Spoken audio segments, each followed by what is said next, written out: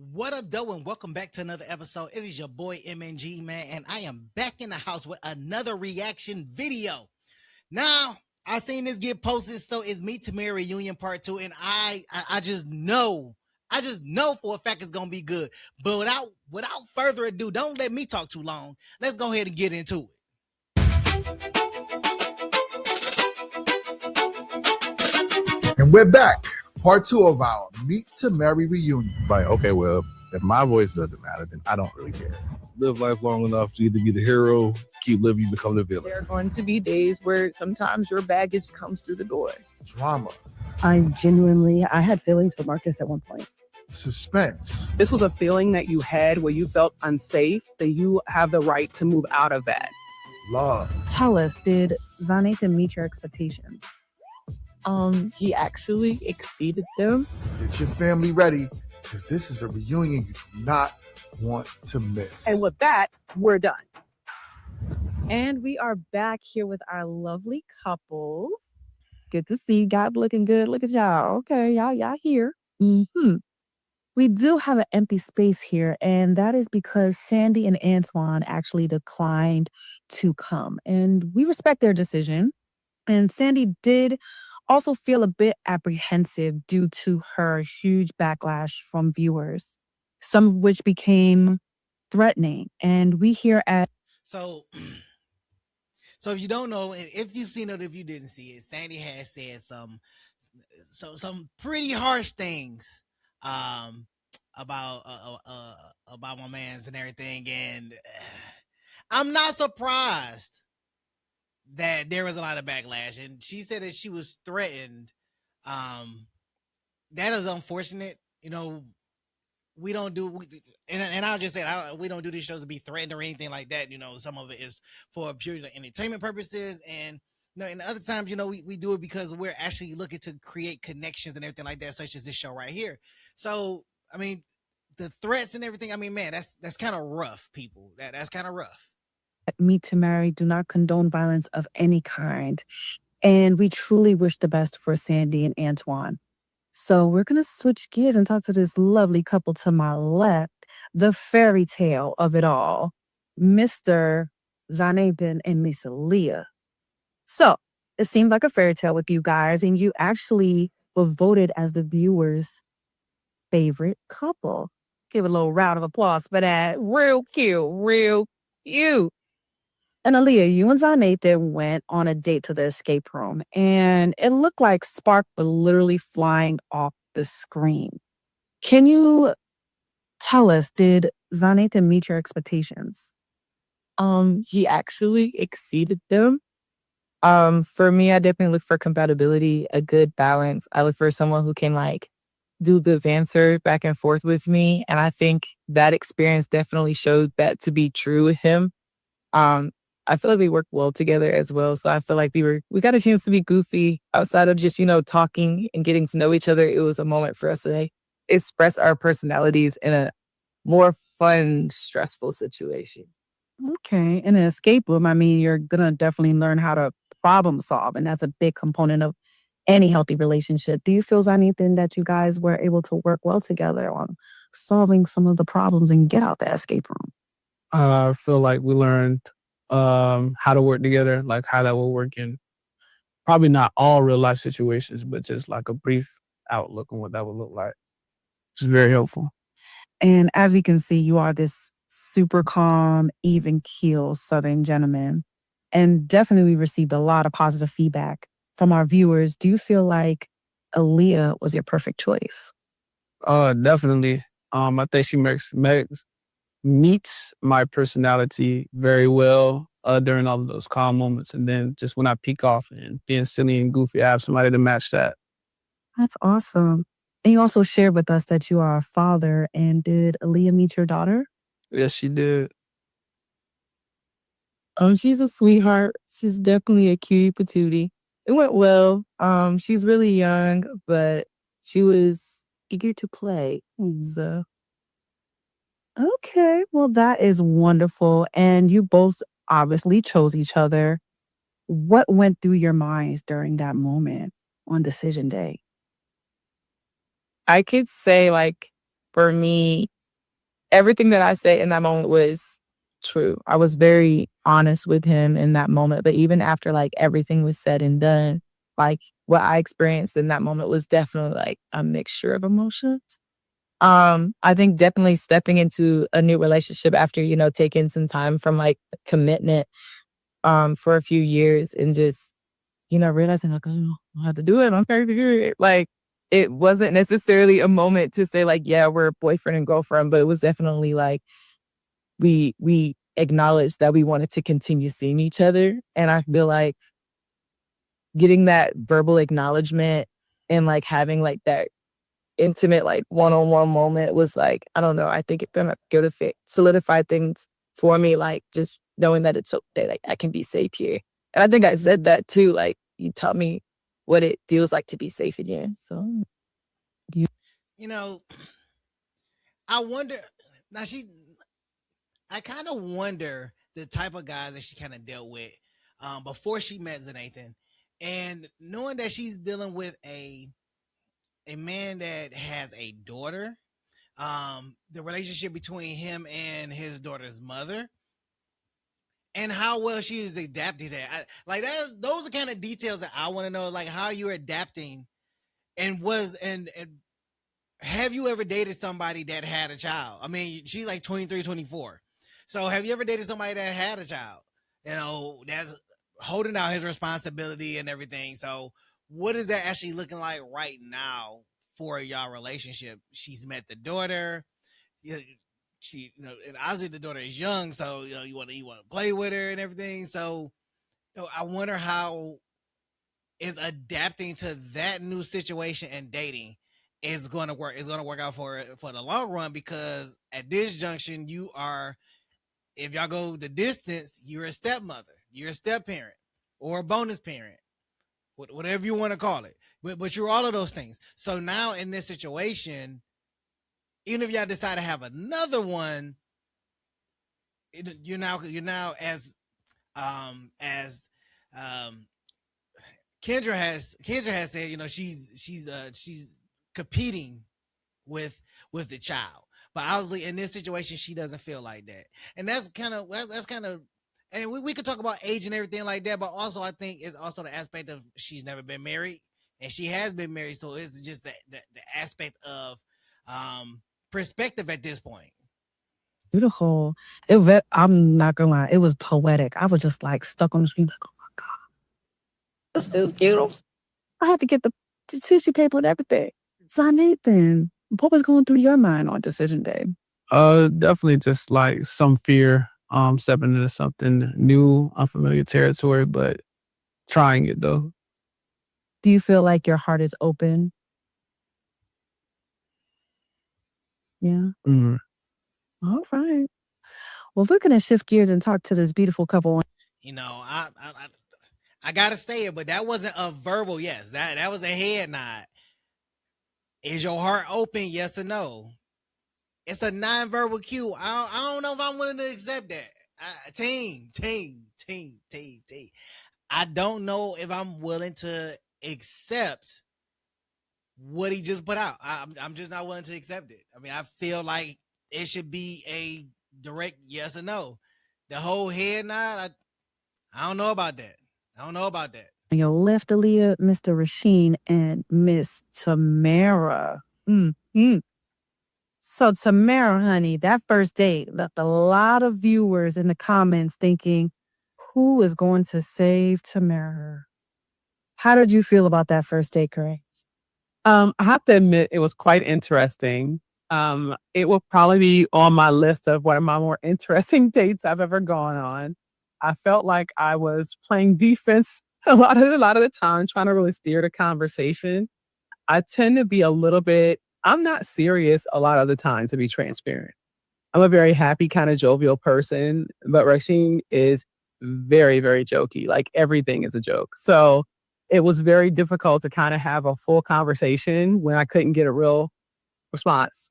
So, yeah, it was, I went home and took a real good nap because I had worked hard.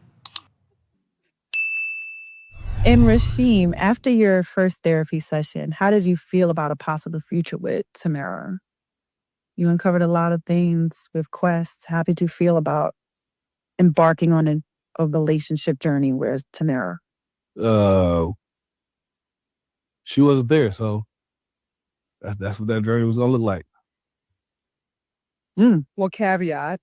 So I was hoping we would come to this part. I was not there. That day I actually got a chance I was on my way to the taping and a tractor trailer hit me.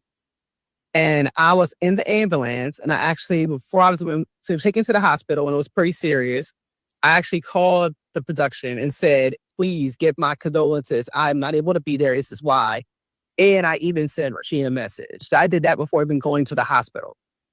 So that's how it was pretty important for me that they knew what was going on.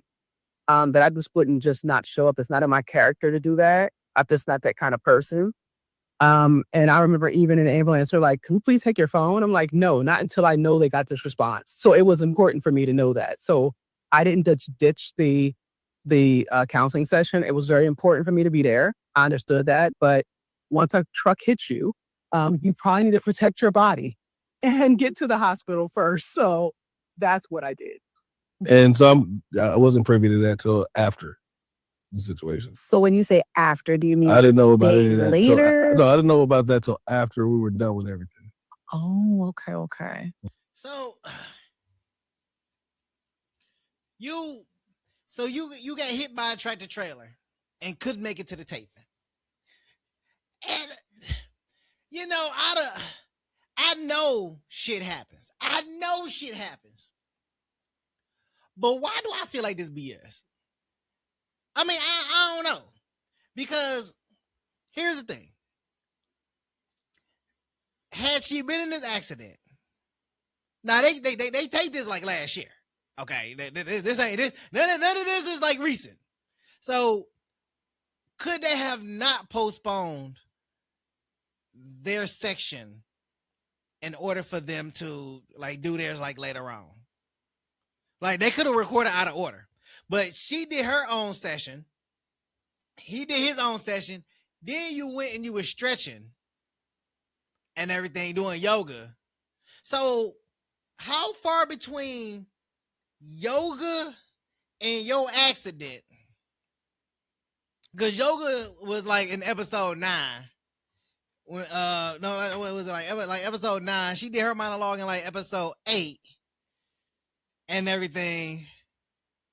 No. Wait.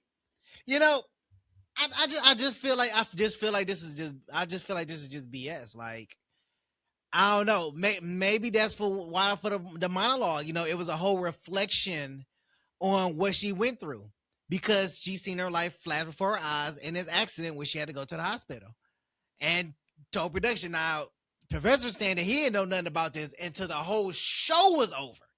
That's when he found out. He found out about it when the whole show was over. That's when he found out. That's why I kind of feel like this is I mean, was it any of his business? No. But did she even communicate? Did she even feel if you were on your way to the therapy session, you text production and said, I ain't gonna be able to make it. But you ain't text him too to say I ain't gonna make it? Because clearly y'all were gonna be there together discussing some things. I don't know, like does it sound like BS or does it sound like some truth? I don't know. So I went to the therapist and like, she ain't here now. So did you feel at that point closed to the opportunity or the possibility of having a relationship with Tamara? Before I found out? Yeah. Sort of, yeah. Because I knew there was some apprehension that she had in regards to things that I said during the first part of the process. So yeah, so I did have some apprehension to it because I'm like, okay, maybe this is. And then I found out later that's what took place, and I think we communicated over the next couple of days. Correct me if I'm wrong. Yeah, it started a week or two before I could even get back on my feet. Back even tape with you guys. I was pretty banged up. It was. I think we texted though, didn't we? Yeah, I think we texted. Serious situation. I mean, the truck hit me and I flipped. So, y'all, I am so confused. Like I'm thoroughly confused. So y'all texted It took you a week or so to get back on your feet. So he knew you was apprehensive because of how you were, because of things that happened in the first part of the process. I don't know, man. Like I'm messed up about this, man, because some ain't adding up. Some ain't adding up. 4 times. So, and I still text everybody. So kudos to me. I did try. You know what I mean? I'm a person of my word. If I say I'm going to be somewhere, I'm going to be there. I'm going to honor my obligations. Regardless of how it looked in the very beginning or how the date went, I was going to go full all the way through. I believe in giving grace. And I want to hear a whole story. I want to give an opportunity for not only to be heard, but to hear the other person as well. Because maybe somewhere along the lines, we could come to some sort of crossroads. That was a thought process I had. I'm not one to discount people out unless you discount. You have to do something pretty egregious for me to discount you. So I'm sorry that that's how you saw that at the time. So do you feel like he somewhat disqualified himself, or do you feel like you disqualified him based on the situation? I feel like with me, you have to disqualify yourself because I literally am not going to put you in a situation where I disqualify you. Who am I to disqualify you? You are your biggest credential. You are the one who shows the world and other people who you are. So once you show me who you are, I do believe you. And a person of my caliber, if I'm not someplace I say I'm going to be, you gotta know. You have to know there's a reason why I wouldn't be there. You could meet me for 10 minutes to know that. As this show probably airs, there will be people all over the city and back at home who will say, wait a minute now, Tamara is probably one of the most, just one of the sweetest people you ever meet, number one. She does what she says she's going to do. She goes out of her way for everybody. So the fact that even when I didn't show up, he immediately was like, well, that's that. Tells me right then you didn't even see the minimal value that I bring, more or less the maximum. You probably didn't see it in the first 10 minutes because you already using all these big words, first and foremost. You know, you jovial and all this great stuff. Really showing them 2 PhDs. I can tell you that right now. So you're saying that you could tell within 10 minutes of, you know, me being this. Tamara does a lot of boasting of herself, and you know what I would consider is just a showcase. She's showing off, like, you know, I'm this type of person, I'm that type of person. I hate the way that he felt that way, and I text everybody. Well, clearly, Professor ain't confirmed or ain't, and he confirmed that I found out at the end of everything that this happened. So clearly, you didn't communicate what happened to you, even though y'all talked a week and a half later. It still doesn't seem. So was the show over a week and a half later at that point? Like, cause you was stretching. You said it took a week and a half for you to get back on your feet to even start recording again. Week and a half. You was in an accident. You flipped over, and all that stuff. Like, and you still showed up. I commend that to you. If that's what really happened, I just don't believe it. I just don't believe it. I can't. Like, I can't. I just feel like she's just talking just to be talking at this point. Y'all let me know in the comments. And that's okay. But that tells me that the right decisions were made. I don't think it's a value assessment. I think it's more so the information I was told prior. Then that happened. And then I find out the additional information later, right? So that changes your perspective a little bit. But in that interim, your perspective is still what your perspective is. And your perspective is reality. We didn't know each other than the beginning of the process. So I don't know much about who you are, or whom you are, and what other people would think of you at that particular time, right? So I'm not one that gives grace. I go through therapy, having conversations about that, but I'm very much so take things on the surface. If you say you're going to do something, we'll do it, no matter what it is, no matter whether you want to be there, right? So when I knew there was apprehension, when I knew that was going on, before I knew about the accident, I took it a certain type of way. I'm like, okay, well, that is what it is. I'll go ahead and do what I got to do and keep it pushing. And that may have led into that first date, but now again, I'm confused. You saying you don't give grace. She says that you had to disqualify yourself. So you disqualified yourself. You don't give grace because she didn't show up, but then you find out about the accident. I think you need to give grace. I mean, if the accident happened, if it happened, I think that's very reasonable to give grace on. Like, dang, she was in an accident. Like, that's messed up. Like, let's try again or something. But he also said there was apprehension there. So if it's apprehension there, then clearly the person just don't want to. And then you just leave it at that point. I don't know. Again, I did reach out to her. I think over the course of a few days to make sure she was okay. I asked if you needed anything. If you ever needed anything, because that's the kind of person I am. Yeah. But again, going into it, I didn't know that. And I didn't know the kind of person she was going into that either. Knowing that information obviously changed my perspective on her. It changed the reason why I went on the date. It also changed the reason why I kept reaching out to her to make sure she was okay, make sure she needed anything. So. And I mean, I think you guys can all attest, like, during this process, you're literally learning the person from jump. So to either you're coming into it with your own standard. It's your base level. This is what I go for. This is what I want. This is what I don't want. And then you're experiencing another person and it's like, whoa, it could be whoa in a good way, or it could be whoa in a not so good way. So, but that being said, we're going to shift to Mr. Marcus. Big Marcus, but you call yourself, or people call you, because you said it. I remember, said it. And then Miss Kendra. So, Marcus, you got pretty vulnerable about your last relationship in your therapy session. Did you feel like Kendra was a safe place for your heart? At that moment, yeah.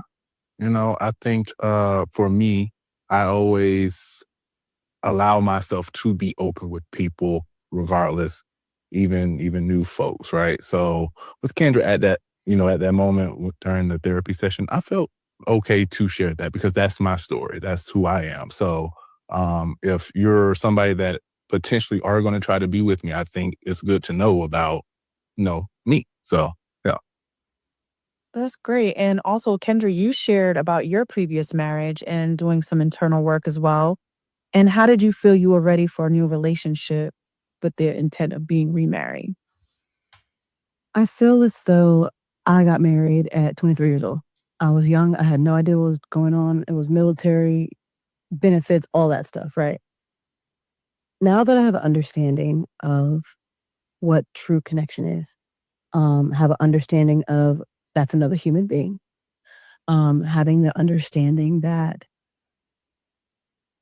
a relationship is not just about how I feel or about how the other person feels. It's about what we can accomplish together and what we can build and do more for each other. So just having more life experience, I think, yes. I say I'm ready for a relationship. Of course, I would have to be with the person for a little while before we get married because I don't want to do that young thing again where I got married quick, do that. Now, if it happens, it happens. But I'm in no rush. Wait. So you don't want to do the rush into marriage thing, but if it happens, it happens. You don't want to. I don't think they be thinking about what they be saying before they say it. Like how you don't want to rush into it, but if it happens, it happens. So you gonna go around the same thing twice? You gonna do the same thing that you messed up in the first thing twice? Okay, all right. Let's continue. Y'all know the dirt I want. This ain't the dirt that I want, but y'all know the dirt that I want. I want to know what happened between them two for her to want to pull back. That's what I want to know. Okay. So, Marcus, it was really cute to watch you share with your sister your feelings about Kendra and your genuine excitement to being chosen by Kendra. But you also waited the 2 hours. And a lot of the viewers felt like it was pretty hard to watch. So, going back to that moment, how did you feel? I mean, honestly, I think anybody in a position in a similar position would feel, a little jaded, a little, like, okay, well, hey, things happen, but, you know, why had it happen on this particular night? Like it was like, okay. But at the moment I can say I was maybe annoyed, a little upset, maybe a little disappointed. But, I think once Kendra communicated with me, just letting me know the situation and things of that nature, I can't be mad. We all are grown adults. Life happens, and you got to do what you have to do to make sure that you're able to live. So at the end of the day, I understood. So Okay. Well, Marcus, you were also a big topic, like I said, with the viewers who felt really divided when it came to how you were perceived. A lot of them said nice guys finish last. And is that something that you've heard a lot in your dating past? honestly, yes. I think a lot of people assume because I am gentle, because I am on the quieter side, they think, oh, he's very passive. No, that's actually the opposite. If you truly know me, I am opinionated. I will let people know how I feel, and I stand very strongly on what I believe. Um, so people are always going to assume. I think that's the one thing this show has helped me kind of remember and realize is that people are going to perceive you however they will, but you have to, as an individual, showcase like, okay, that's cool, but this is who I am. So, yeah. I feel like he went back and looked at the episode and seen what she was saying about him, and it probably didn't sit well with him. She felt like he was a pushover. He was very agreeable. He agreed with everything that she said, and she wanted to be put in check and all this other junk or whatever. So, I ask the real question. I want to know. I want to hear the real question that we're trying to get to. Also, you had your axe throwing date that we all got to watch. And one word, Kendra, that you mentioned was interesting when it came to your feelings about Marcus. So please help us understand what you meant. Do I say this or do I not say this? You say it, girl. We here. That's what we're here for. It's the place Say it, to say girl. it. That was Marcus and I have hung out prior to that. So it wasn't really our first date. Well, second date. Second date. Mhm. So things has happened prior to that were not caught on camera. Keep it cute. So it allows me to make a decision. And once I make my decision, that's kind of like, that's it. Like I can't go back on it. So I had to film and go and do and finish. So, I mean, it's all good. Like there's no hate. With film. Hold on, wait. Are you saying that something terrible happened? Something so bad happened that you no longer wanted to film, but had to keep filming, even though you made a decision that you didn't want to deal with him anymore, just because you had to finish the film? The sec. What happened? We got to find out what happened. I mean, sorry to You're fine. Yeah, interrupt. But like with filming, if you knew that how you felt after that, like, then why didn't you necessarily communicate and kind of like end it off at that point? We communicated a lot. We were on FaceTime a lot. We talked about it. We had our moments. What do you have to say?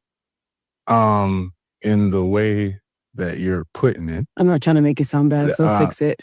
so no, and I'm gonna say it like this: how you perceived it and how we both perceived it, right?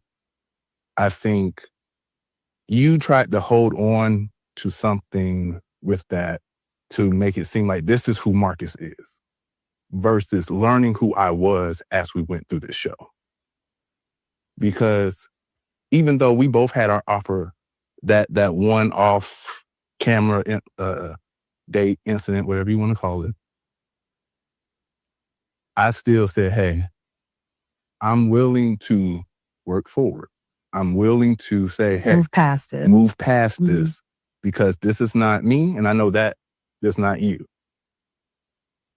But every time we would do shootings and do something after the shootings as in hang out, you still would bring up the past. So to me, it didn't feel like you were trying to let that go.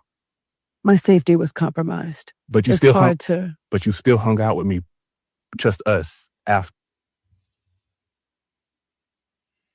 But we were in public. We were never alone ever.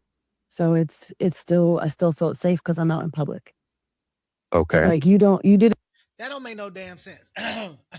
If you don't feel safe with nobody, whether you're in private or in public, you don't feel safe with them. So the fact that you were still hanging out after the filming, but you didn't feel safe, but you said that you felt safe because you was in public. Yeah, but most of them people in public ain't gonna help you now. Don't get it twisted. They'll walk past. It'll be a whole fight happening. They're gonna be like, wow. They're more likely to record than help. I can tell you that right now. Your best bet is go stand by the police station if you want to feel safe with them, okay? Her safety, I can't think on what that actually means. Her safety was compromised to where she didn't feel safe, but only felt safe in public. It make me feel like you were going to attack me. Like I want to be like very clear with that. It was just more on the lines of I felt like there was no control, but there was control because you gave the, like, I don't know how to explain it. But well, let's try to get a little bit more of the context because we go back to decision day, right? And something that you mentioned, Kendra, specifically was feeling safety, protection, feeling uneasy, and also talking about discomfort being a big issue for you concerning Marcus. And that left a lot of viewers questioning what happened. What was the big catalyst to say, all right, this is not where I want to be?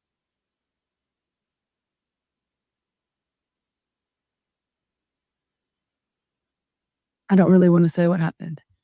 Bullshit. Oh, no. Hell no. Hell no. Hell no. Look, I understand what happens in Vegas stays in Vegas, but baby, you gotta bring this to the table. Like we all are in and hanging on the edge of our seat trying to figure out what the hell happened for you to change foot so bad. You don't even want to deal with this person. You don't even feel safe with the person. Safety was compromised. What could have happened that bad? I am very, very, very eager to know what occurred. Okay. Like if people want to know, you can ask us individually. I'm not going to say it on YouTube. Okay. Just to be fair concerning this whole experience with everyone is, granted, it wasn't shot, obviously. It wasn't something that was filmed. And if you don't want to get into specifics, your feeling of what happened, what was that? Scared, lack of control. I've been in environments like that before, and it never went good for me. So it was a trigger. And it's not his fault. It's not his fault. So I'll acknowledge that. And I think I told you that a couple of times. It's not your fault. But that's something that I need to work on. But if I feel as though that I'm unable to fully be myself after that happened, it's never going to change. I'm always going to have like some type of wall up. Me thinking that, okay, maybe like he's a good guy. And I had feelings for Marcus at one point. And I wanted to try to see if I could work it out. But the way that My safety felt it compromised how I felt. So I can't go past that. It's just something I can't overlook. Dion, can I chime in for just a minute? Yeah. In love, I say this. Regardless what platform you're on, I'm going to say this to everybody. Regardless what platform you're on, it is very, very imperative that number one, you show up as your best self. Okay? And your authentic self. Your authentic That's self. right. And you don't do anything just because the lights are on. Right. You don't do anything because the cameras are on. I spend a lot of time in front of cameras. I spend a lot of time on stages. I myself every day. If my safety is compromised in any way, Tamara's not showing up. I'm just going to put that out there and make it plain, and nor should you for airtime. Because that too will make you feel away. Don't ever feel like you have to do that. I've hoped that you feel that the staff and everyone else made you feel safe, because I have felt amazingly safe. When I say this has been one of the best experiences I've had from my experience. So I want to put that out there, that Meet to Marry has made us feel very safe. Yeah, absolutely. But Did she just talk about herself in third person? Oh my God, bro. This why do they let her talk, man? It's just me. Like, oh my God, bro. Like this is like borderline annoying how much she want to talk about herself. You know, I mean, it's not even like really a fair comparison. It's just always about yours truly. Like, geez, okay, again, we get it enough. You be on stage, you're in front of cameras. We get it. We understand that you're providing a message that she shouldn't say what she needs to say because of likes, and she should feel safe. We get it, okay. But at the same time, we really want to know what the hell happened. Okay, she's giving this man good praise and everything, but at the same time, also saying that, oh well, he's a good guy and everything, but my safety was compromised. I went through a trigger. So the only thing I can think of, and you know, she said she didn't feel attacked or anything. So did he lose his temper? Did he lose his cool? I really don't know what else it could have been. Like, this is the dancing around this is crazy, because I can't fathom. Only thing I can really think of is, you know, something that was possibly violent or something like that. But she said she didn't feel attacked. She keeps saying he's a nice guy. She said, you know, lost control. So, you know, obviously he got angry. Maybe he raised his voice. That's the only thing I can think of. at the same time, just because the lights are on, you don't have to show up. That's a conscious decision that we make on our own behalves. And that if you're showing up in the right regard, if this is Meet to Marry, this is not Meet to entertain or Meet to forward our own careers. This is not Meet to be seen. This is Meet to Marry. And if you can't show up in that kind of regard, I say we don't do it. Agree. There's a difference there. So I give you that in love from someone who cares about you, and you know that I do. Let's now all move in a different way. Let's move with some intentionality, and let's communicate differently. And if someone makes you feel unsafe, never go back around them again then. That's what, can I piggyback? Yes. I think that's what kind of like prompted my question, only because like I can understand like kind of like what it might have looked like on camera and like on the show and like to the viewers, especially like sitting here and hearing like, you know, not that you like had your mind made up about him, but like that you were already kind of like, okay, my guard is up. And I think like I said, that's just like what prompted my question, because if you felt that way, I still don't understand then why continue to do the show, or like specifically like pick him, if that makes sense. Like, why not propose like the opportunity to maybe find another match? Good question. Very, very good question. Why continue if you already made your mind up and you felt unsafe? It's not making any sense. It's just not making any sense. or anything like that if you kind of like already solidify with yourself, like you weren't going to see it through? So, like I had mentioned, I had feelings for Marcus at one point. So me to just be like, okay, I'm not talking to you anymore. I don't want to do the show anymore. I still wanted to do the show. I still wanted to see if maybe that feeling would go away. And there was moments where we were hanging out. We hung out multiple times and I was fine. I was fine, which is like, okay, maybe it can go away. But after I sat down, I actually had a conversation with my mom. I told my mom what happened. I told some of my friends what happened. And they're like, no. They told me no, based off of what I've already been through in my past and where I'm trying to go. So I'm like, okay, well, how do I move in this way now? So I know what I'm hearing, and I'm hearing the same thing y'all are hearing if y'all peeped. So obviously something happened in her previous marriage, whether it was alcohol abuse or whatever the case it was, but it caused a level of trauma, and that trauma is still with her. And honestly, you know, it's not something that's unreasonable, like somebody can't deal with or anything. But at the same time, how do you push forward knowing that the next person you may talk to, or next person you may date, you know, ended up in that situation? And the fact that, you know, she stated military, in some case, in some part of my mind leads me to believe that alcohol abuse.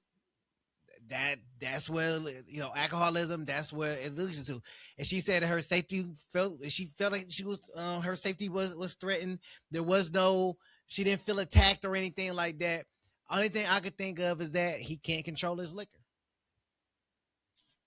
It's the only thing I could think of. And if she was in the military and married to that, I've heard stories. I've heard stories. So I wouldn't be surprised if in her past she dealt with somebody that, you know, suffered from large consumption of alcohol and lost control, lost a temper. I mean, all the trigger words are there. So I, you know, I think I'm hitting the nail on the head. I think I'm hitting the nail on the head.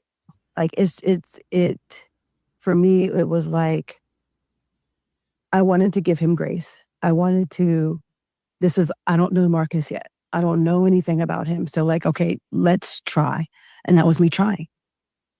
At what point did you say no in your head? Or did your circle to like be like no, and you I kind of get where you're going with this too, because in all honesty, what I don't want us to leave here doing is I don't want to leave here with people having a thought process about either one of you that is inaccurate, because we all have lives outside of this room. Yep. And I want to be very clear as to where we are.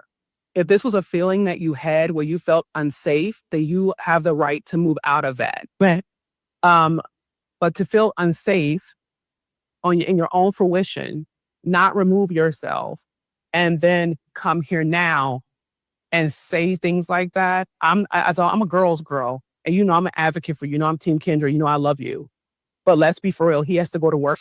He has to go to work the next day. He has to go around people, and I don't want them to think that he's some kind He's of not person. So any person like that. Let's really frame that. No. Let's frame that appropriately, because this is all cute for TV.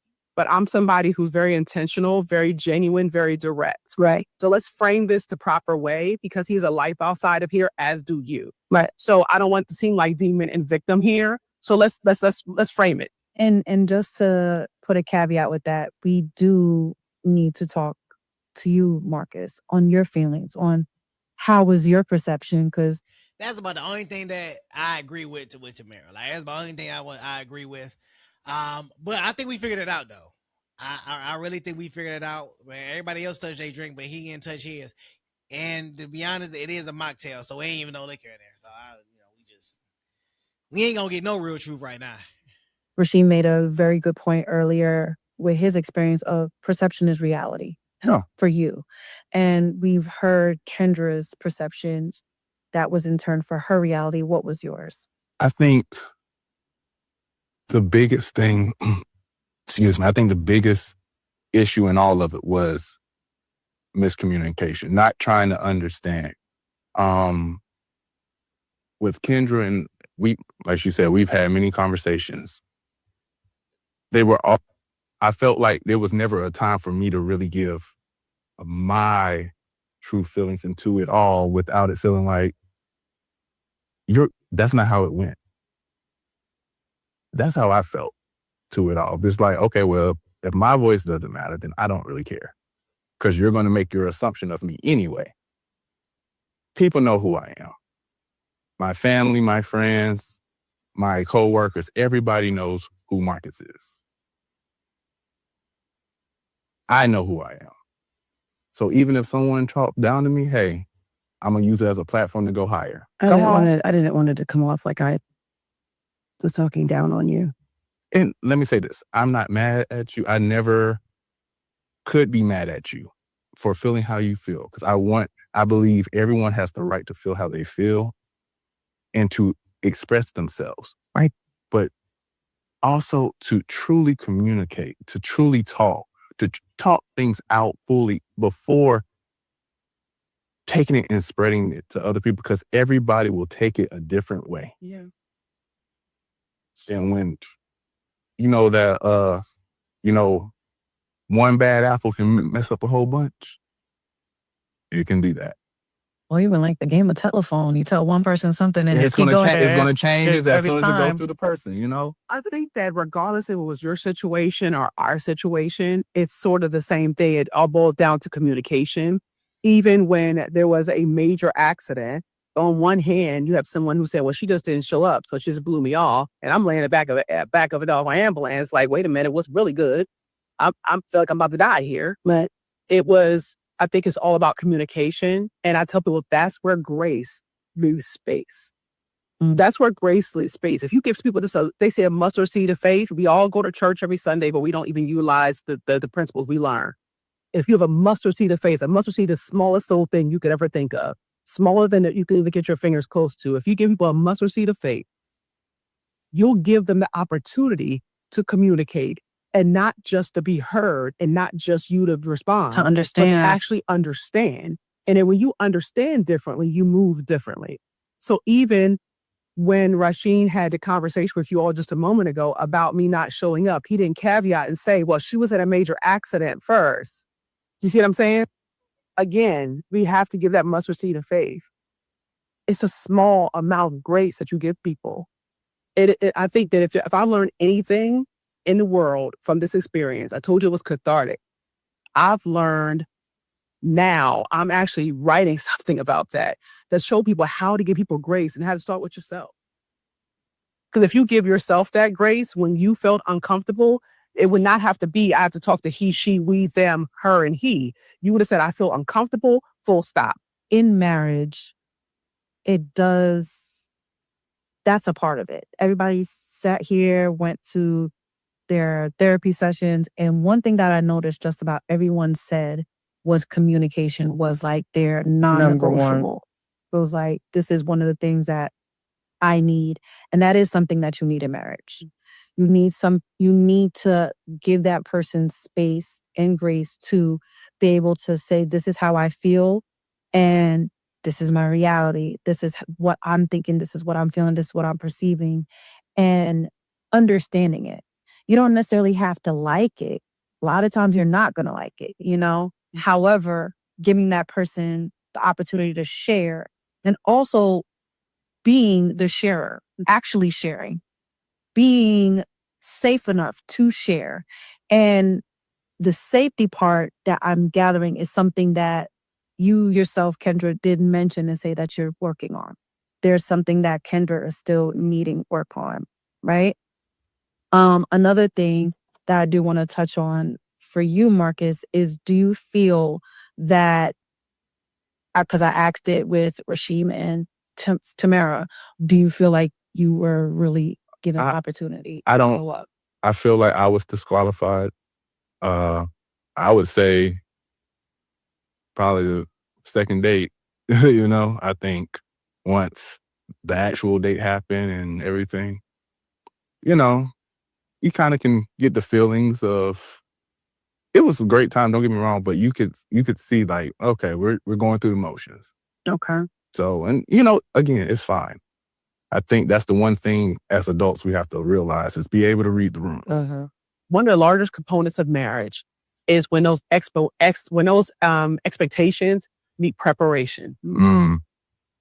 Right? And so you're growing, right, into this best version of yourself, and it doesn't always feel good, right? It's not always comfortable. It's not comfortable. It's not supposed to be. Our greatest lessons are learned in the weeds, right? So when all those expectations that you have in your head now, they're going to grow and manifest and become something amazing. Right. You're going to meet that preparation that you now have, and you're going to step into a greater version of yourself, and that new person may be right around the corner. Marcus grew from this too. You're both amazing people. And I want for all the best for you. But as you continue to build your... Now, I'm gonna be honest, man. Look, who's running this segment? Is Tamara running the segment, or is the host running the segment? Because every time I turn around, Tamara seems like she has something to say, and I feel like the reason why this is over an hour long is because she continuously keep talking. That's what I feel, and I have nothing. Don't get me wrong, I don't have nothing against it. It's just that I feel like when she starts talking, it just delays the show from getting down to the bottom of the conversations for the relationships. Like you're I don't know. We just gonna keep going, man. Like just let her freaking talk. Preparation and build out expectations. There's nowhere to go but up from here. And I always say, I'm sort of caught up what you said. I've always talked about, look at the lobster. Lobsters continually grow, right? But they have to shed their shell and become vulnerable in order to grow a bigger shell. So a lot of us sometimes we have to, and I'm bad at this too. That's why I'm going through my therapy journey, right? Is you have to understand what it's like to be vulnerable, and in that vulnerability, learning how to grow. Because by growing and being vulnerable, you become not only bigger but stronger. Well, just to switch gears a little bit, you guys all went on a group date, right? And you did the yoga. Everything was zen, and I was like, group date. I mean, I'ma stay. Get into it. Get it. Y'all definitely did it. It happened. I'm like, what was this? And you No, I'm gonna say. and you all shared your thoughts on relationships and the whole process. So what moment or memory specifically with that date stood out to each of you? I got a chance in that moment kind of to see the goodness, the depth, the width, and the depth of every person in that room. And I got a chance to see, wow, like 30 years ago, that was me. And what a beautiful journey that is to start there. But how amazing it's going to be when they get here. So I saw the trajectory. I saw everything in between. I saw the young ones. I saw you guys who were sort of like in the middle. I saw myself. And I'm thinking to myself, what a beautiful journey this life thing is if you just keep living. So it was just really just amazing to get the chance to see everybody. I mean, I learned a little bit more about every single person in that room. And I think I just left a little bit more rich than I was when I walked in. Oh. Well, couple, what did you guys take away? What was a moment that stood out for you during that yoga session? You're playing too much. I think for me, what I took most, honestly, I think watching you take the yoga seriously was really cool. Like you were really trying. You were really trying. I use that. I thought that was cool. I don't know. I thought the whole experience was cool. That wasn't my first yoga class, but I think in this setting and in this environment and like still getting to know everybody, it was a really cool experience. But I think like on a personal level, I think just seeing him, I don't know, I thought that was cool. Rashid, you was a bit reserved during that yoga session, which obviously is not the norm for you. So Tamara, how did you bear about your interacting with Rashid during that session? I have to, I'm very rarely in a couple situation, but it was kind of uncomfortable only because no matter where you are with me, I'm going to bring the sun in with me. I'm going to always try to make someone laugh or smile or see what's going on with you. Like I want to know, like I genuinely do care. And I remember he was just really detached, not just from myself, but kind of from the group. And I was like, hey, me thing, hey, you know, what about this or what about that? And he was kind of like, yeah, whatever, girl. Like we just really wasn't feeling needs. And that's fine. I think that's probably the first time in my life I've ever been in a situation like that where somebody was pretty much just like, yeah, kick rocks with dress socks. So it was uncomfortable because I didn't understand what would make somebody get to that level because I've not always been me, right? I've grown too. But if someone's giving kindness to me, I'm going to respond with kindness and I'm going to at least say, today ain't a good day. You know what I mean? I done had a time. I done been through there. You know what I mean? And I probably would have just said something, but I just felt like he wasn't checking for me at all. And that's fine. You don't have to. But I had been through a lot to even get there. Do you know what I mean? Like I still wasn't fully healed up from my accident and I still showed up, not just for the taping, but because I still was wanting to give grace and was like, he's a good dude. He seems like a good cat, but he needs to get to know me a little bit first. And So like I said earlier, you had this accident, you was out there stretching and everything. It took you a week and a half to get back up and going. Hey man, I need this taping schedule, man. What was this taping schedule? Like on what day was these things going down? Cause look, if I was in an accident, ain't no way I'm showing up, bro. Like I'm done. Like rehabilitation. Hey, I ain't showing up to stretch. Oh no, that wasn't a doctor recommendation. Doctor recommendation was arrest. And there's no way you gonna make me believe that you were in an accident with a tractor trailer. I believe her car. She said the car flipped over, and you showed up to stretch and do yoga. There's no way you about to make me believe that. No, hell no. I gave it another shot and he just was closed off from the beginning. So that was that. Oh, Sheen, what happened? What was going on that day? I will say you live life long enough to either be the hero, keep living, you become the villain. I feel like I'm the villain in her story, and that's fine. No problem. It's okay. Actually, you're not even you're not even a character in my story, but go ahead. For me so that never happened in her life, it's cool. No, it hasn't. Because people are rude to me normally. Okay, well, I didn't interrupt. While you spoke, can you give me the same grace? Thank you. So I will say this. If you get to know me long enough, I am actually a very reserved person. I am actually a very quiet person. I am the only boy, and I'm the oldest of my mother's children. So I'm very happy in my own space. It irritates me when someone continues to ask me, anything? Can I get that? Irritates me. And the reason why, because if I say I'm good, then that is what it is. When I'm ready to maybe say something or whatever it may be, then I'll say something. But that continuing to irritate, and it could be anybody. It could be production staff. It could be her. It doesn't matter. It could be my mom, right? So that's who I am. I'm a very reserved person. Hey, you guys may see the professor, and that's me having to be on. And sometimes I want to be on, right? So in that group setting, I think I had some small conversations with you. It weren't like grandiose conversations. It was just hi and bye. It was, oh, we share the same birthday. Or, hey, you guys are doing whatever over there. And again, I go back to perception of everyone else's reality. I think, when I'm in that mood, I'm just focused or whatever it may be, trying to figure out what's going on. I may come off as above. I get it. But that's who I am. And it had nothing to do with me not wanting to open up to her or be around her or whatever it was.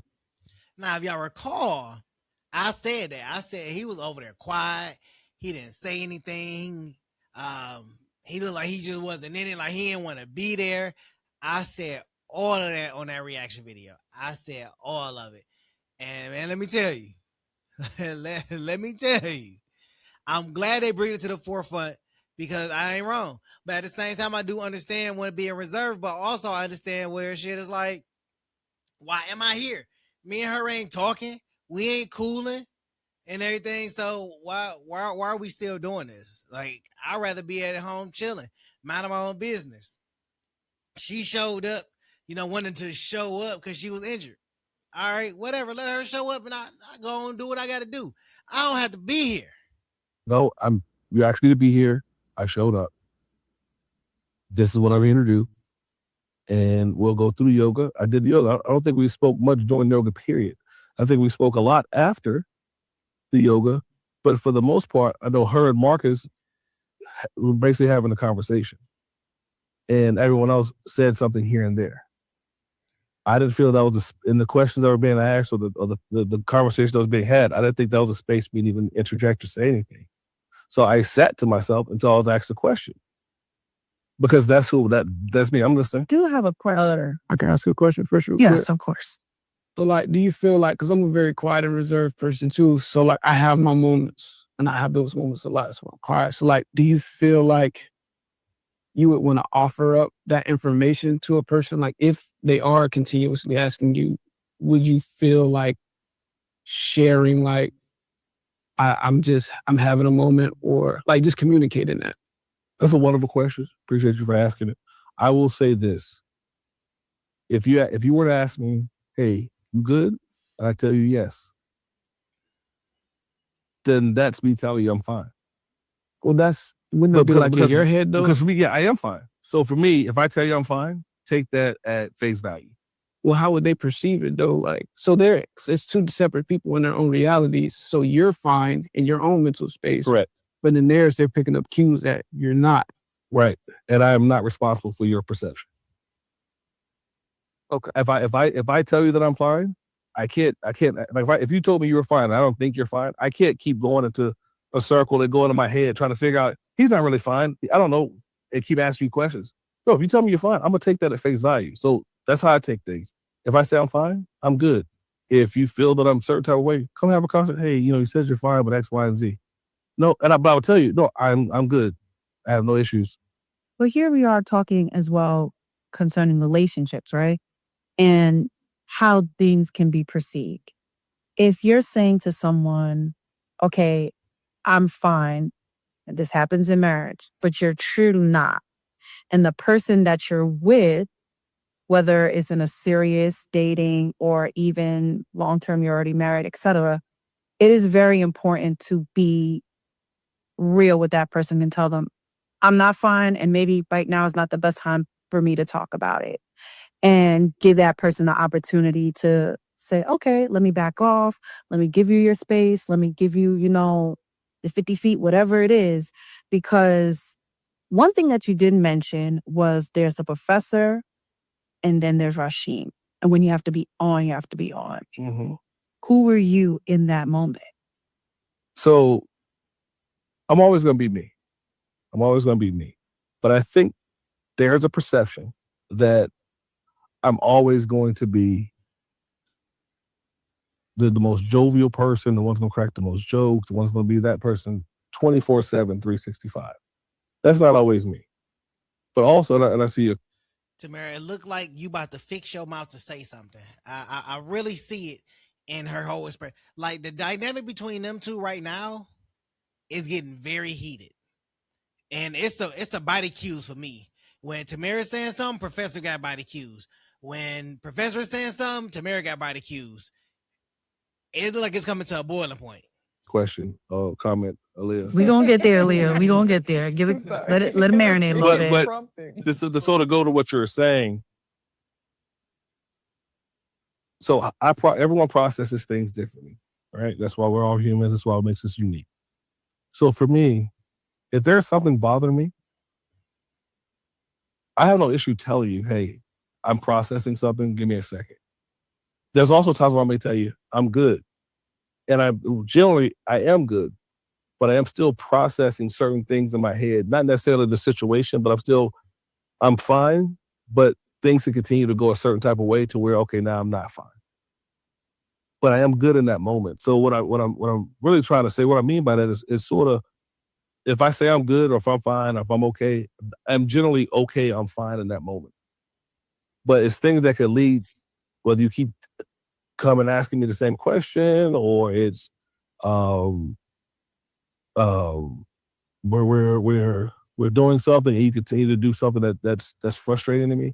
At that point, I'm no longer fine. And at that point, I would say, listen, um, this is what's going on. I'm not okay. I need to take a couple minutes to myself. Now, in the past, I was the type of person that if you bothered me, or if I was like, I'm good, and you kept doing that, I would completely disconnect. And when I mean disconnect, I wouldn't speak to you for 3, 4, 5, 6 days. Oh, Chile. Right. And again, I believe therapy is a great thing. I realized where that was coming from. And I started to work through that to where now I don't, I can go to a case of point. I mean, young lady who I was dating at the time, she was like, "Hey, you good?" I'm like, "Yeah." I said, "But I need," and she just kept, and I completely disconnected from her. I put her in spam. I don't want to talk to her, the whole nine. So, and it wasn't good, not a good way to process things, but that's where I was at that point. And so, Tamara, these facial expressions that you're making, he's showing he's trying to explain his growth, and you're over here making these facial expressions as like you're being judgmental, and realize that at one point in time, you had a growth period too. You just talked about how you grew in the space that you're in and what you were doing when you was 23 years old, and how you was looking at the other couple. And you say you provide grace, but I see the judgment on your face. through therapy, I've gotten better at that. So I really, really mean, if anyone who sees me or knows me, if I tell you I'm fine, and people, my family will tell you, if I tell you I'm fine, they know he's good. Leave him alone. Like whether he looks it or he isn't, he's fine. But I'm not always going to be the most jovial person. Sometimes I want to be. Yeah, I mean, that expectation is not realistic. I think we all have different facets of ourselves as people. But that's why I asked specifically which showed up that day. Were you coming on to be on and be professor, or you coming as what the expectation of you signing up for to be Rashim? So someone open, fill up. Yeah, so I appreciate that. Yeah, I was Rashim. So for me, again, going back, Professor and Rashim are not two separate people. They're just, one is expected to be on 1,000% of the time, joking the whole night. That's my perception of what people think of Professor. I'm expected to say, hey, if you ask me a conversation, if you ask me something about relationships, I'm going to give my answer 100% of the time. Well, that's not necessarily who I am 100% of the time. So in that space, I'm like, okay, what are we doing? Because I'm trying to figure out what's going on. We're moving mats. We're doing this. What do we got going on? And then once I figure out, okay, this is what we're doing, I did the whole process. I didn't have any, we didn't speak during yoga. I'm behind, I couldn't speak. Just too much work. But so I couldn't speak. But again, had the conversation after the yoga led itself to where I had more things to say or more things to interject, I would have. But it really was. I mean, again, Marcus and Tamara dominated the conversation, which was great because it was a great conversation. And I interjected when I needed to, but for the most part, they led that conversation. But I came on there as Rashim, as the person I'm supposed to be, because I don't like a lot of times when I'm perceived to be, hey, this is Professor 1,000% of the time. Where well, don't do this or don't say that. Like, no, I have a master's degree from Brown University. I'm an Ivy League educated individual. I'm a very smart individual. So at the end of the day, I know what to do and what not to do. I don't need to be told what to do. So, so I think they think Professor, they think that I'm supposed to come off as that person. I'm going to be sophomoric the whole time. So that's what that was. And I don't, I had no ill will toward her. I think, I don't know, maybe she did, maybe she didn't. When I didn't, Like, I'm not the most come in and give me a big old hug when I first see you. I think it was, what time was it? Like 1 o'clock in the afternoon, 12? I don't know what time it was. Because I'm like, nobody wanted a hug from you. That's a high is all I asked for. A high, an acknowledgement to say, hey, girl, hey. I didn't say you had to be I over did say the hello. top. I said hello to you. Again, we get it. So, I'm a well, I don't know public where. speaker, been a public speaker now for over 20 years. I speak to thousands of people at a Congratulations. time. We don't expect you to be on all the time. Nobody expects anybody to be on, but a gentle hi was all somebody needed. Did I say hello? All right, Did I well, say hello? I just want to know if I say See, hello. we had a question, but I think we got exactly where Go we're ahead, going to get Aaliyah, with this girl. conversation.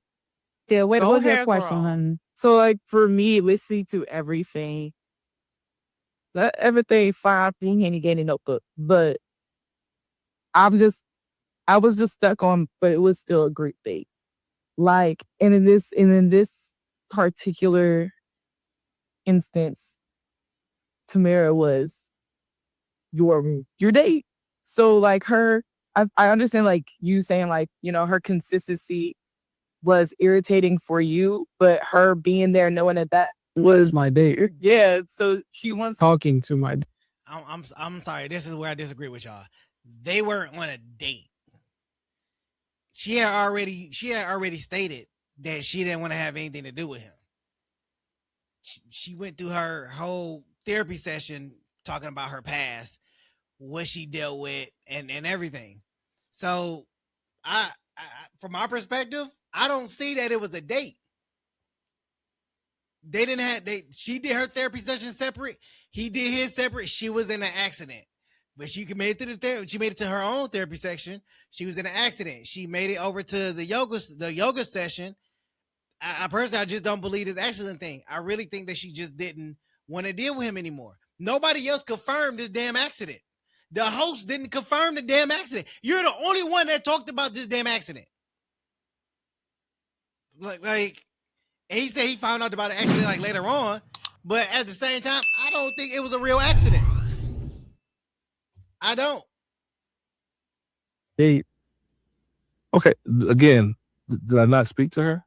I mean, I don't think Well, I'm asking, is it the yes or no question? Did I not speak to her? Well, it's not if or if you didn't speak. It's your intent or were your energy towards that person. I came for a date. I came to enjoy. It was yoga. It was not an MMA match.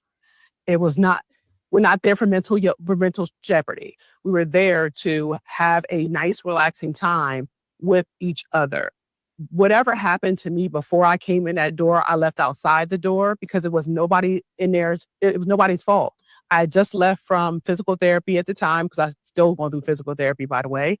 And I came, had the date, was excited to meet with everybody. You and I didn't exactly, I wouldn't say we even dominated conversation. Everyone spoke. We Yeah. just, I think we were the starting. it was just a vibe. Yeah. It was, I mean, honestly, I felt like it was just a vibe. We were just all vibing off each other and really having a good time. But I think it was a moment for everyone to share. And Tamara and Marcus just had a lot to share. And I think that's just some. I mean, I'm glad somebody said it because I don't want to be the person who's like, dang, MNG, you keep coming down on Tamara. Like, no, like they did dominate the conversation. Then they just said something, and Aaliyah said something, but for the most part, it wasn't as much as what Marcus and Tamara had to say. Like they said a lot in that segment, a lot. Sometimes how group conversations go. I do feel like we're kind of at a moot point where it's the perception that Tamara had was her reality. She felt a cold shoulder. You're like, I was good until I wasn't good, because then I got attitude because he talks to me too much, et cetera, et cetera. Then we have our couple here that's like, hey, we're on a group date. The expectation is to be together, one band, one sound. So, I mean, it's everyone kind of having their own experience within an experience. And I think that's what this whole thing was about. Everyone had an experience with another person, meeting another person and figuring them out, and also being open to figure out some things about themselves.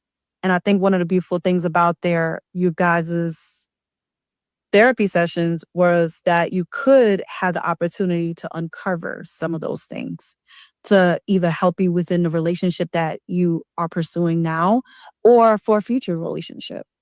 Miss Leah. Sorry, my brain just be prompting y'all. I think I just wanted to add, like, additionally, like, no one is saying that you can't come in as yourself, because like being on a dance team, like everyone is expected to like leave your issues and stuff at the door, because when we walk into this room, we're coming in supporting each other, like we're here as a team. And there are going to be days where sometimes your baggage comes through the door.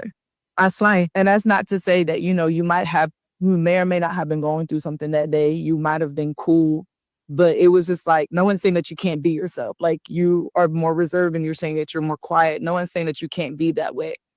So I just wanted to make, like, I guess emphasize that there's no expectation for you to be on or off. I think what everyone was more looking for or expecting was, I guess, a sense of like authenticity with, like Zai said, like your intention. Cause like, yes, we appreciate your presence for being here. Like, yeah, you checked that off the box. But and for in perception with your date, like we like I said, we had our talk or whatever, we all, chatted in the room. You were a little bit more quiet, and that's okay. But in the sense of like Tamara's like point of view coming into the door, and like you said you greeted her, that's all cool. But I think emphasis point and case, at least just intention. Well, first off, I didn't see her when I walked through the door. She came back up to me and I said, "Oh, man, hi." The other part, though, that I believe been felt religion is that she said, "I don't know why they matched me with him." When did I say that? You said it. You should know when you said it.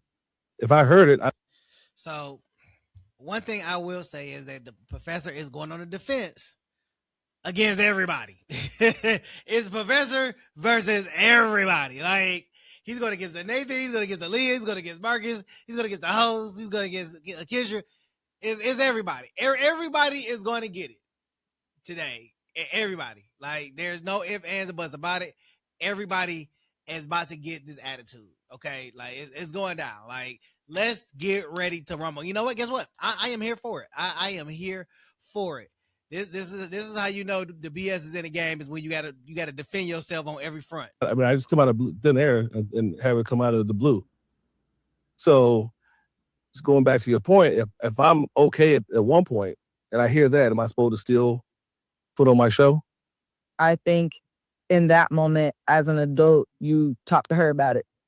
If that's something that you heard and this is your supposed match, and because there's one thing to like hear something and then take it with you, and now you're just holding on to it. Mm-hmm. You don't like, and I'm not gonna say like what you heard was not true or not true, because you said you heard it from her mouth or however the case may be. But as an adult, like, if you felt that way and you were gonna carry it with you into rooms, then you should have addressed it with her. Well, I didn't carry it. I just heard it as that is what it is. So, but again, I already came in with an attitude, correct? That was the perception. Well, I didn't say no, not saying you said it, but that was the perception, right? So I already came with an attitude. So then I stayed the same. I didn't change. My attitude didn't change from the time I walked through the door to the time I walked back out that door. Right? It never changed. Even if I did hear that, I'm not going to have a conversation with her. There's no reason for me to have a conversation with her about that. But you also don't get a chance to disrespect me either. And I didn't disrespect. I'm not disrespecting you. Hold on, but then because again, you've cut you me disrespect me off. by cutting. You've I kind cut of you wins. disrespected me this whole time, and I'm the villain. I've been like I told you before, you're not a villain in my story. You're not even a character. So let's really get it all the way together. I'm a lady in every way.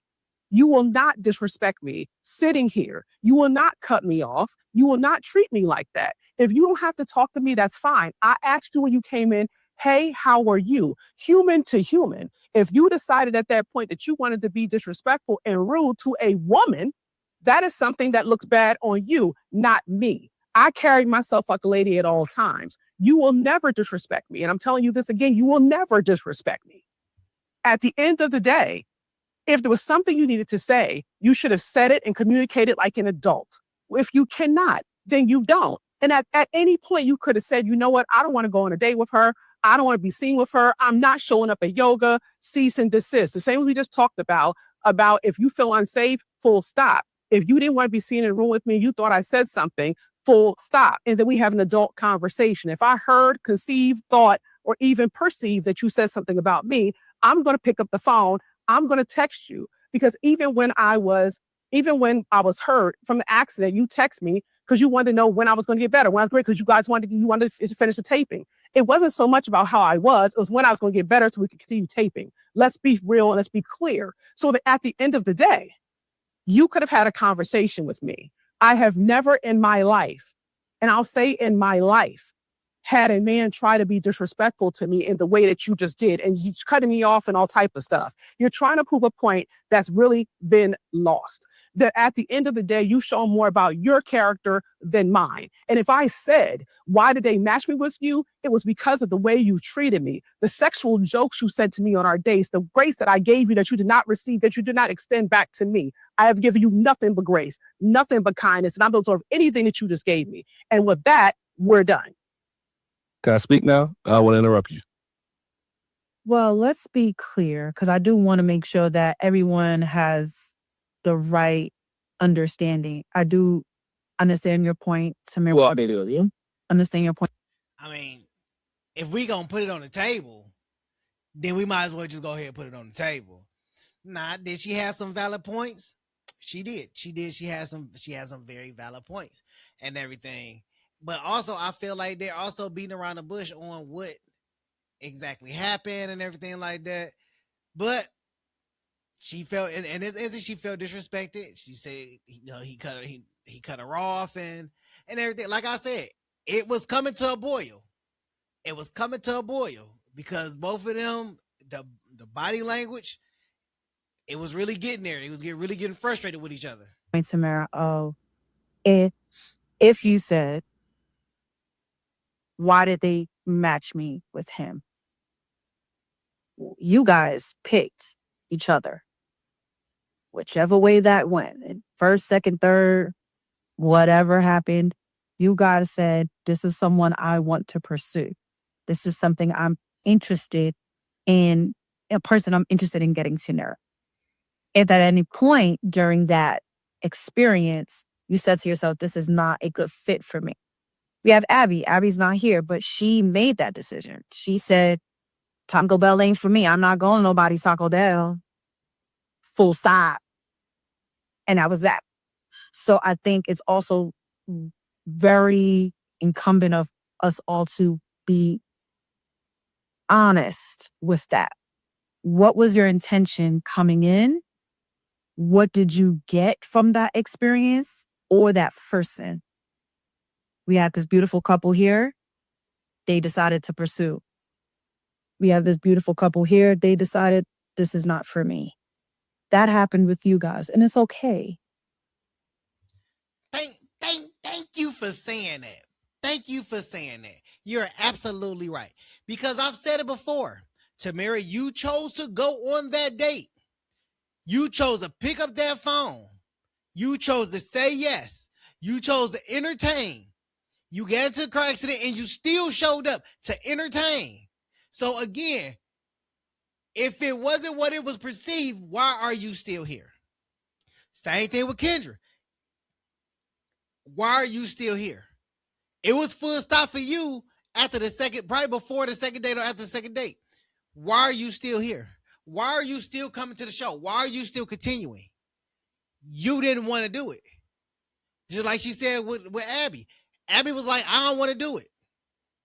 I'm not. I matched with him, but I'm good. I don't want to do this. So she was able to walk off.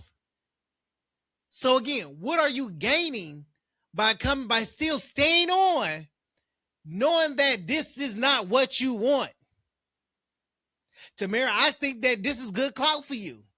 You on stage, you on cameras. Did that work slow up for you? Kendra, you felt unsafe, but you feel safe in public. Is this a way for you to get more camera time so you can get more attraction from other guys? Which one is it? Professor's on the defense. Why are you still here? Marcus, why are you still here? Y'all guys don't have really a real reason to be here because y'all didn't choose the other person.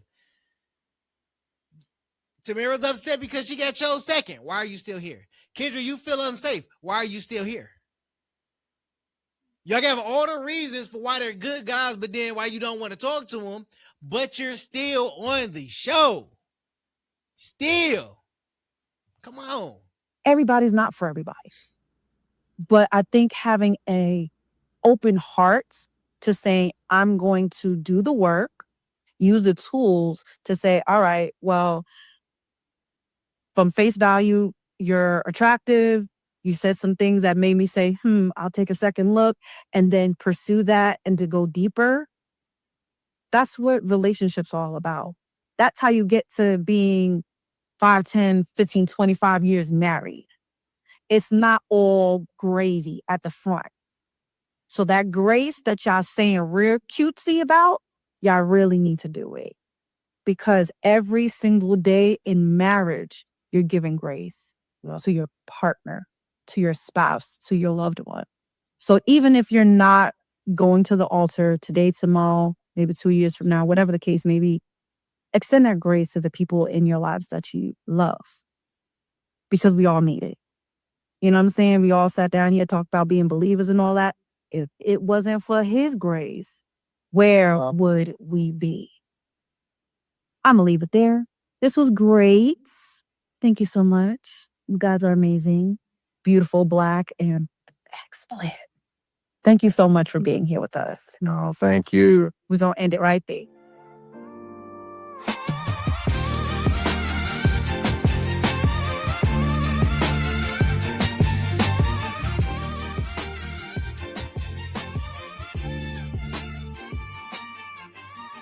Welcome back to this segment of Meet to Marry.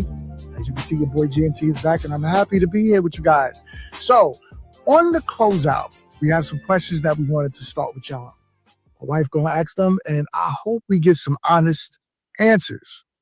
What you got for him, babe? So the game is... Well, listen, they've been tipping toe around some honesty. I can tell you right now, they've been tiptoeing around honesty. They've been slacking on the truth. Okay, they've been slacking. Called Who's Who. This is going to be between all of the contestants here and some that may not be here. Okay, so let's get started. You're going to write your answers on your boards, and you're going to reveal your answer after a couple of seconds. Okay, y'all ready? You want some honest answers? Don't think too hard. It's all right. Y'all did your SATs and stuff already. All right, so who's the best at avoiding hard questions? Who's the best at avoiding hard questions? This ain't the MCATs. Just think about the people that's on the show across from you, next to you. Dang, I can't think, man. I wanna say Sandy, man. Like that's the first person that come to mind, but she ain't here to defend herself, so I can't say her. My next one would be Professor, but then no, cause he always says something. And I think is I can't think of my man's name right here with the white on. I'm gonna choose him. Wait here. Where's he?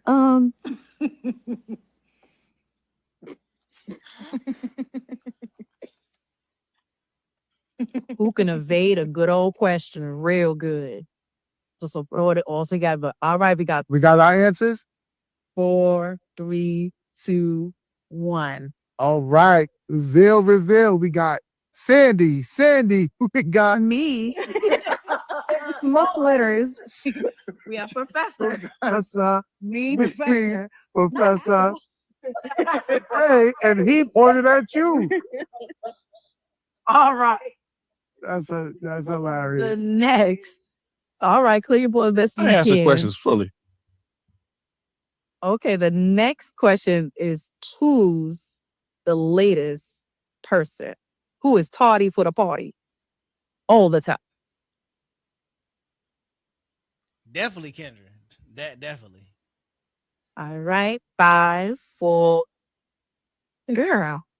Her name is kind of long. Super. 5, 4, 3, 2, 1. Show your answers. Kendra, Leah. Love me, girl. Leah. Kendra, Sandy, Leah. Sorry, girl. Unfortunately, me. And then we got multiple A arrows lot of arrows, brother. pointing at. Hey, no, this is a dope little segment to kind of, break it all up. I feel it. All right. Next question. We'll give y'all a second over. That's tragic. That's so tragic. Yeah. So low down. Well, you could be fashionably late, so right? We're going to have to talk about that later. All right. Next question. Next question is, who's most likely to start a gender debate? Ooh.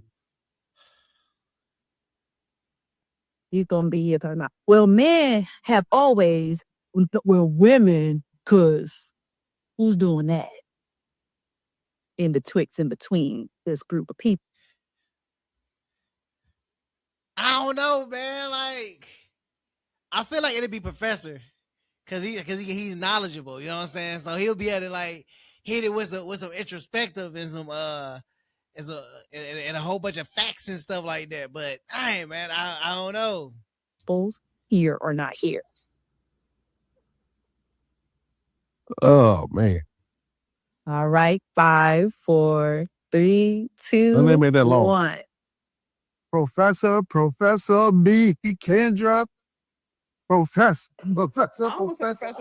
Was unanimous. I don't know. Honestly, I got that one right. I was gonna got it do right. that too. I told you, man, it's a birthday thing. Gender. We do have the same We birthday. have the same birthday. Me and the people that have the same birthday. Yeah, but it's Yeah. when you're the birthday. What is that new TikTok thing? You're the birthday? I want to know where that's. They said this off top. They're not here. I chose song. It's a good All debate, right. though, right? So, It needs to be Next had. question. next question is, who's the most hard to please? Who's the most difficult person to please? It don't matter what you do. It's just hard. Just like, dang, I was right up against the wall. You didn't know this? You spell her name. Yes, yeah, 7 letter. Right? Is it why? Oh, okay. I'm do. I think I know. I don't know either. You locked in our answers? 5, 4, 3, 2, and 1. Sandy. You got me. Don't know.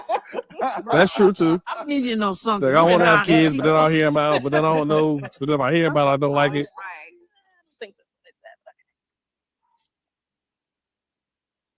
All right. Our next question is, who thinks they're the finest among everyone? I like this one. Mirror, mirror on the wall. Who's the finest of them all? Them all. I'm gonna say Aaliyah. I got my chips on Aaliyah.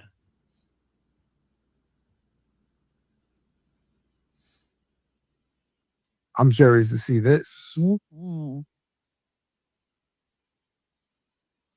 All right. 5, 4, 3, 2, and 1. I don't know. Everybody, Sandy, Kendra. We got all the women. Miss Kendra and You know who it is. All right. I like these answers. These is very interesting. Okay. So, who's most likely to give an inspirational speech? And still I rock. Give you a little Maya Angelou for y'all. We already know it's gonna be. They're gonna pick Tamara.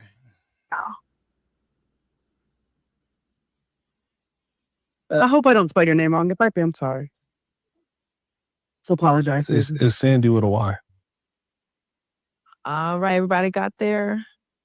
5, 4, 3, 2, and 1. All right, we got Tamara, me. We got Sandy, inspirational. Okay. Tamara. Oh, we got 2 PhDs, Tamara, that's going to give you what you need. And I need it. And needed that Some part. PhDs. I love that. So, who's most likely to spin the block? We all know this answer. It could be any kind of way. Who's most likely do you think will spin the block? We know, Professor. Oh, Spin man. Spin it. 5, 4, 3, 2, and 1. Man, I don't know. Professor Jasmine, you spinning the block. not that I know of. Baby. We all know. And We went together. Then we got together. Professor, Prof, Ivy. and with the eyes, and Professor. Okay, who's most ready for marriage right now? Girl, let's just get married. Meet me at the altar. Might as well do it. We ain't getting no younger. Might as well do it. I mean, 5, 4, 3, 3, 2, 2, and 1. 1. So Tamara's ready, and Kendra. We got Tamara. We got me. In 2 years, I guess. I think it's Zah. Huh? Oh, that's Zah. Oh, he said me. He for me, Tamara. He said the beautiful couple in blue, and both know. And All right. Well, thank you so much for being good sports and playing this set, guys. This was fun. More questions, more. Round 2. before we close out, I would love to introduce our mixologist, none other than Tara. Providing amazing drinks for the show. Mocktails, of course. Can't do alcohol. But thank you so much. And her business name for y'all to follow her is Tab the Mobile Bartender. So please make sure you guys follow her on IG and all other platforms. All right. So in conclusion, we would like to just close out by saying thank you for everybody for being vulnerable, for following us and sharing your journeys with us throughout this process. And thank you for having open hearts throughout this experience. All right. We just want to make sure that you please describe your journey in one word of me to Mary. And we'll start with my guy, none other than Mr. Taco. All right, we gotta get another nickname out of there. Oh, you about to get paid. But what was the you would say that again one more time? Just describe your journey with me to Mary in one word. Me to Mary, it was a good journey, good experience. Met beautiful faces. I'm pretty sure I would like to My man definitely didn't understand the assignment. see y'all again. If it won't work. You just need one word. It's okay. It's okay. Don't hand me the mic at the funeral. We'll take it. My 2 minutes is up. Yeah, don't. Give us one word. Just one You word. still get your one word. Like it's like a beautiful. Don't say that. Beautiful. Nice. Jasmine. I'll say transformational. Nice. I like that word. Leah. Sensational. Growth. I like that. My God, Mom. enlightening. Nice. Indra. Eye-opening. Eye-opening. I like that. Professor. Dang, that's what I was about to say. Compound words count. I think sensational as well. Sensational. And Tamara. Cathartic. Ooh, like that. I My like PhD. that. Thank you so much for watching and enjoying our episodes on Meet to Marry this season. I am your host, GMT, and I'm with my beautiful wife, Dion. Please make sure you guys like, comment, and subscribe. Be a part of the channel. Hey, look. It was getting heavy in there, man. I ain't gonna lie. It was getting real heavy in there. But, hey, man, don't forget to like, subscribe, share the content. Man, look, team, I appreciate everybody that subscribed. Hey, man, make sure y'all share with somebody. I'll catch y'all today as well around. Peace. The shift isn't coming. It's already happening.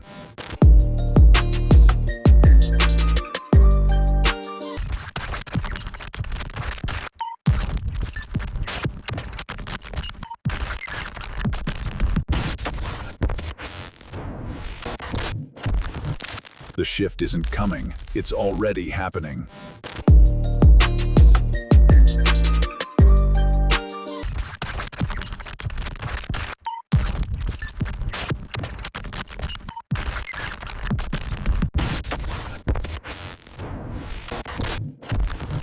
The shift isn't coming. It's already happening.